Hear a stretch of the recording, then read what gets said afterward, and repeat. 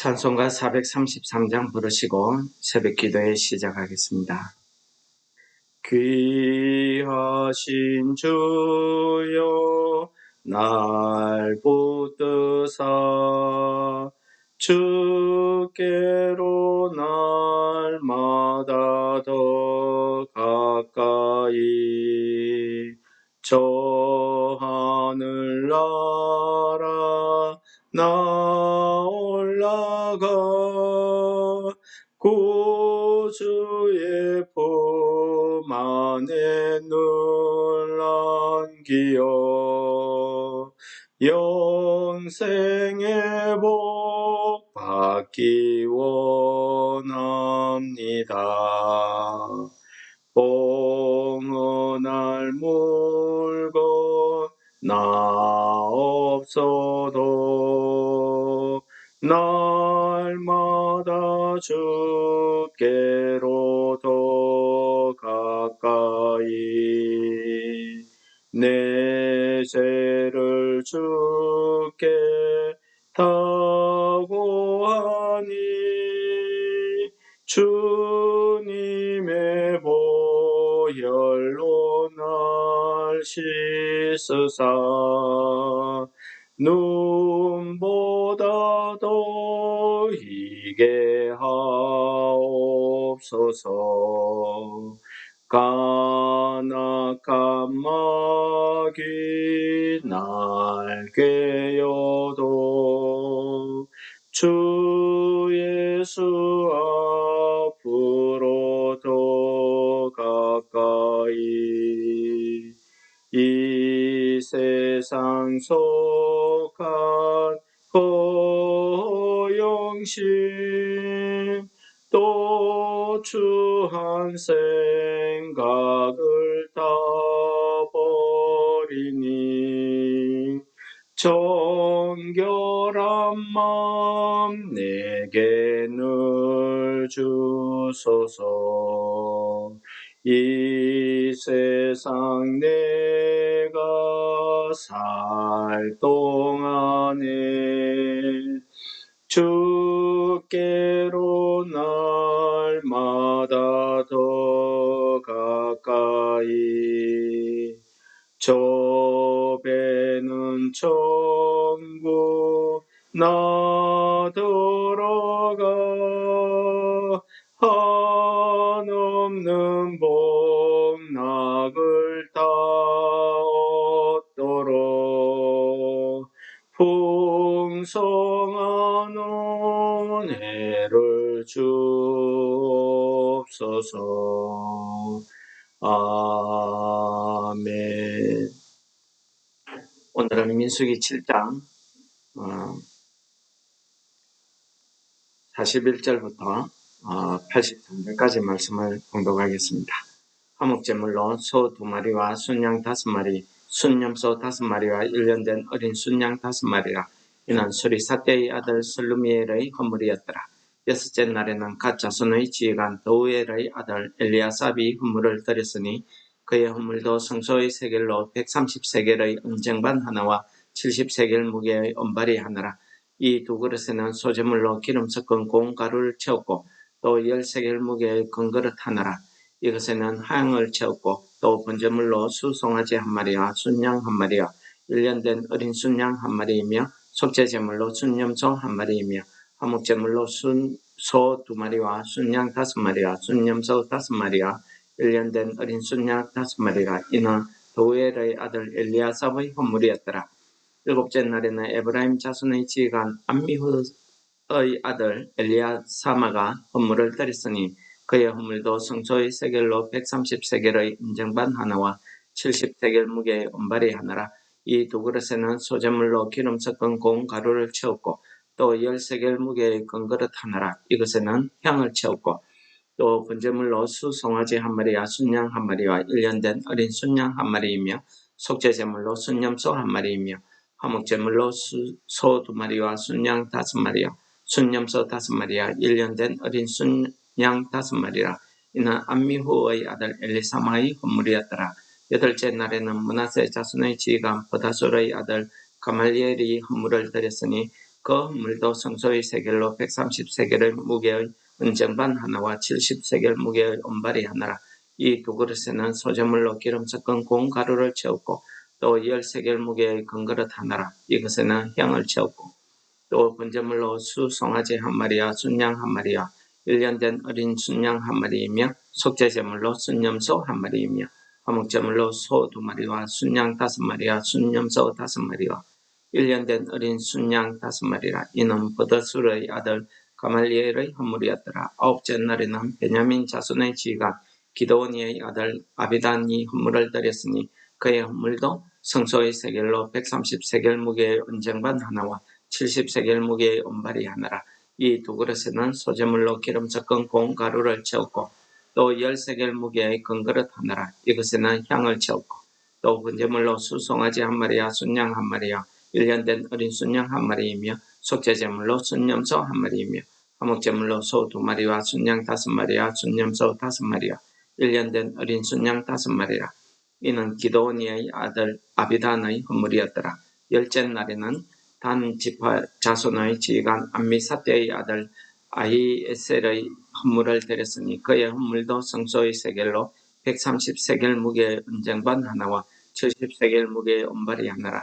이 두 그릇에는 소재물로 기름 섞은 고운 가루를 채웠고 또 10세겔 무게의 금그릇 하나라. 이것에는 향을 채웠고 또 번제물로 수송아지 한 마리와 순양 한 마리와 1년 된 어린 순양 한 마리이며 속죄제물로 순염소 한 마리이며 화목제물로 소 2마리와 순양 5마리와 순염소 5마리와 1년 된 어린 순양 5마리라. 이는 암미사대의 아들 아히에셀의 헌물이었더라. 11째 날에는 아셀 자손의 지휘관 오그란의 아들 바게엘이 헌물을 드렸으니 그의 헌물도 성소의 세겔로 130세겔 무게의 은쟁반 하나와 70세겔 무게의 은발이 하나라. 이 두 그릇에는 소재물로 기름 섞은 고운 가루를 채웠고 또 10세겔 무게의 금그릇 하나라. 이것에는 향을 채웠고 또 번제물로 수송아지 한 마리와 순양 한 마리와 1년 된 어린 순양 한 마리이며 속죄제물로 순염소 한 마리이며 화목제물로 소 2마리와 순양 5마리와 순염소 5마리와 1년 된 어린 순양 5마리라. 이는 오그란의 아들 바게엘의 헌물이었더라. 12째 날에는 납달리 자손의 지휘관 에난의 아들 아히라가 헌물을 드렸으니 그의 헌물도 성소의 세겔로 130세겔 무게의 은쟁반 하나와 70세겔 무게의 은발이 하나라. 이 두 그릇에는 소재물로 기름 섞은 고운 가루를 채웠고 또 10세겔 무게의 금그릇 하나라. 이것에는 향을 채웠고 또 번제물로 수송아지 한 마리와 순양 한 마리와 1년 된 어린 순양 한 마리이며 속죄제물로 순염소 한 마리이며 화목제물로 소 2마리와 순양 5마리와 순염소 5마리와 1년 된 어린 순양 5마리라. 이는 에난의 아들 아히라의 헌물이었더라. 아멘.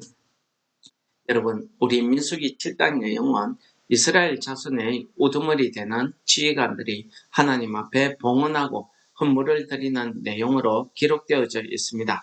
여러분, 오늘 계속해서 이제 6번째 지휘관부터 12번째 지휘관까지 하나님 앞에 드린 헌물의 내용을 말씀드렸는데 이 헌물의 내용을 읽어보시면 아주 특징적인 게 무엇이 있겠습니까? 이 사람들이 드린 그 헌물에 대해서 우리가 읽어보면서 한 사람 앞에 한 사람의 헌물을 기록하고 이야 누구누구의 헌물도 같았더라. 누구누구의 헌물도 같았더라. 이렇게 기록하면 되는데 모세는 귀찮게 왜 이렇게 한 사람마다 그 똑같은 내용을 계속해서 12번을 기록했겠습니까? 또한 이들이 드린 내용, 헌물을 드릴 때에 이 지휘관들이 사는 형편이 다 똑같았습니까? 저는 이 지휘관들의 사는 형편이 서로 다 달랐다고 생각이 됩니다. 경제력이 서로 다 달랐겠죠. 그런데 아무리 경제력이 같다 하더라도 이렇게 헌물을 드릴 때에 다들 하나같이 똑같이 이렇게 헌물을 드리고 있더라는 것입니다. 또한 이들이 헌물을 드릴 때에 드리는 그 날을 보면은 첫째 날부터 12번째 날까지 쉬지 않고 하루도 빼놓지 않고 계속 드렸습니다. 여러분, 이렇게 드리는 날 가운데 예를 들어서 일곱째 날, 이 날은 하나님께서 아무 일도 하지 말라는 안식일입니다. 이 안식일에도 쉬지 않고 그들은 헌물을 계속 드렸습니다. 여러분, 제가 말씀드린 이 세 가지 내용을 중심으로 오늘 이 말씀을 여러분들이 묵상하신다면 이들이 왜 이렇게 동일하게 또 하나님 앞에 드리는 헌물을 드리는 사람의 숫자에 맞춰서 매일같이 이렇게 하나님 앞에 헌물을 드렸을까요? 이들이 자기가 가지고 있는 재력을 자랑하기 위해서 그랬을까요? 이들이 그랬다고 하면은 누구는 아미사대의 아들 아히나는 저 정도 드렸으니까 나는 더 많이 드려야지 이랬을 수도 있습니다. 또 어떤 사람은 가난해서 나는 이것밖에 드리지 못하는데 아예 오늘은 생략해야지 이랬을 수도 있지 않겠습니까?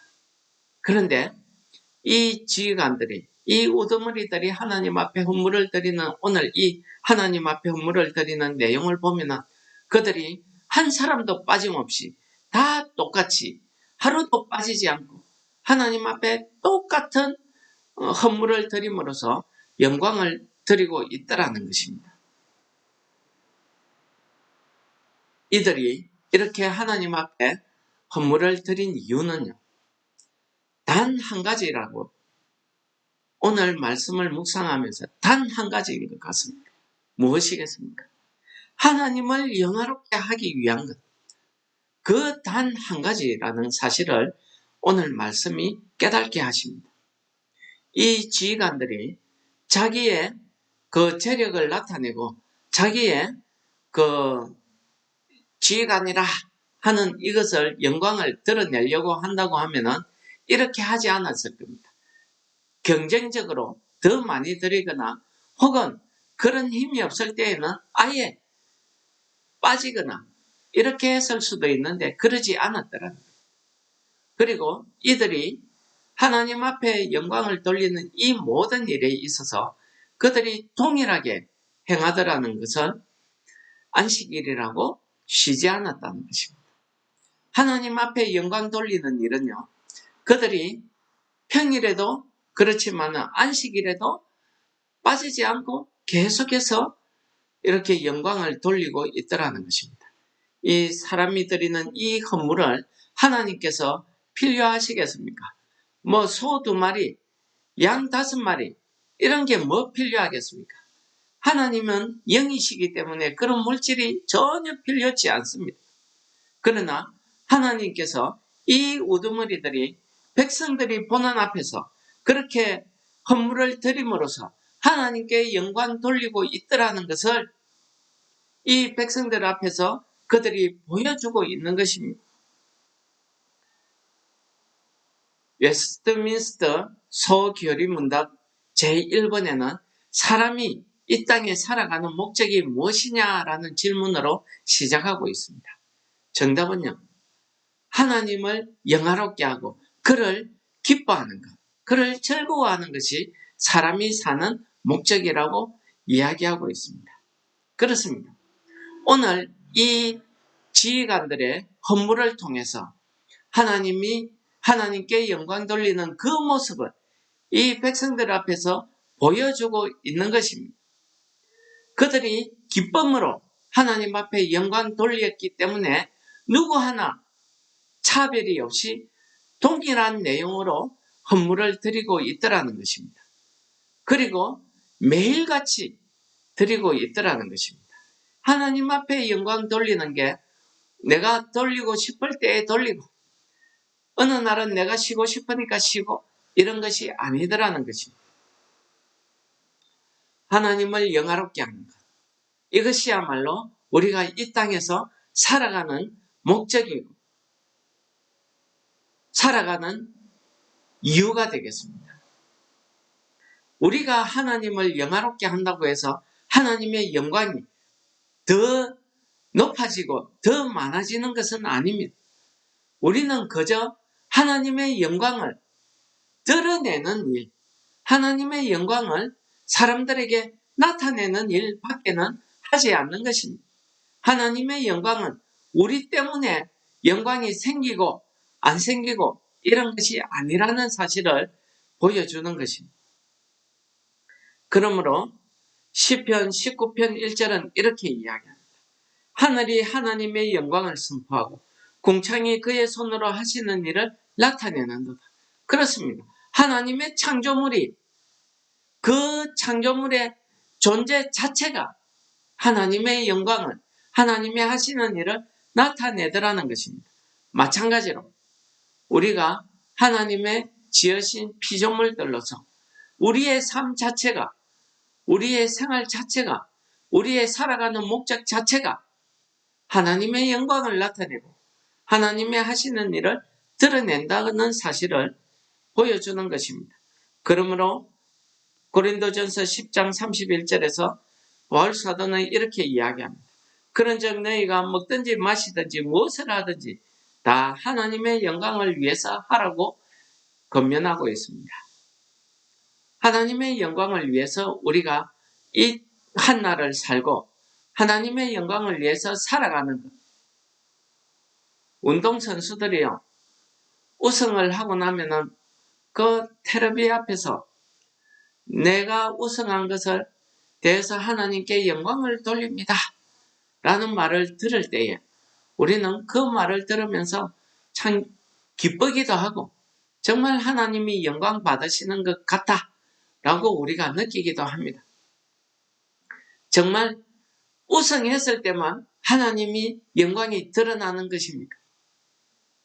실패하면 하나님의 영광이 드러나지 않는 것입니까?